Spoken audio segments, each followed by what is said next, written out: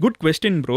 ஆக்சுவலா என்ன மேட்டர்னா, கொஞ்சம் வருஷத்துக்கு முன்னாடி என்னோட பர்சனல் லைஃப்ல நான் மட்டும் தான் இருந்தேன். ஓகேவா? பட் அதுக்கப்புறம் என் பர்சனல் லைஃப்ல வந்து நான் மட்டும் கிடையாது. அதுதான் பாயிண்ட். ஸோ அந்த பாயிண்ட் ஆஃப் வியூல இருக்கிறப்போ என்னால அவ்வளோ ஓப்பனா இருக்க முடியாது ஒண்ணு. 2வது என்னன்னு பார்த்தீங்கன்னா, என் லைஃப்ப வந்து நான் நெறைய காம்ப்ளிகேட் பண்ணிக்கிட்டேன். அதையும் நான் ஒத்துக்கிறேன். அதெல்லாம் நான் மாத்திக்கவே மாட்டேன். அதுல இருந்தெல்லாம் கொஞ்சம் பட்டு திருந்தி வெளிய வர்றதுக்கு கொஞ்சம் நாள் ஆயிடுச்சு. ஸோ அந்த நேரத்துல வந்து என்னால நடிக்க முடியல. அதுதான் உண்மை. என்னால வந்து என் லைஃப்ல வந்து பிரச்சனை போயிட்டு இருக்கப்போ, என்னால கேமரா முன்னாடி வந்து நான் எல்லாம் பெர்ஃபெக்ட்டா இருக்கேன்னு சொல்லி காமிச்சு என்னால ஆக்ட் பண்ண முடியாது. அது ஆக்டிங்ல பண்ண முடியும். பட் இங்க உங்ககிட்ட அப்படி என்னால பேச முடியாது. ஸோ அது எனக்கு பெரிய பிரச்சனையா இருந்துச்சு. பட் நானா இங்க வந்து நின்னு நான் என்னோட வாழ்க்கையில எல்லாம் சூப்பர் மாஸ் அப்படியே சிரிச்சுக்கிட்டு என்னால அப்படி இருக்க முடியாது. அது வந்து நான் என்னையும் ஏமாத்திக்கிறேன், உங்களையும் ஏமாத்திக்கிறேங்கிற மாதிரி இருக்கும். அதனால தான் ஒரு லாஸ்ட் 2-3 இயர்ஸ் சம்திங் நான் வந்து பெருசா Q&A பக்கமே வரல. ஏன்னா இப்படி கேட்பீங்கன்னு தெரியும். அதுக்கு பதில் சொல்ல முடியல. ஸோ அதனால வந்து நான் அந்த ஃபேஸ்ல வந்து அதனால தான் நான் பேசாம இருந்தேன். But yeah, everything changes when you have a child. அதுதான் நான் சொல்றேன். Have babies. Go for it.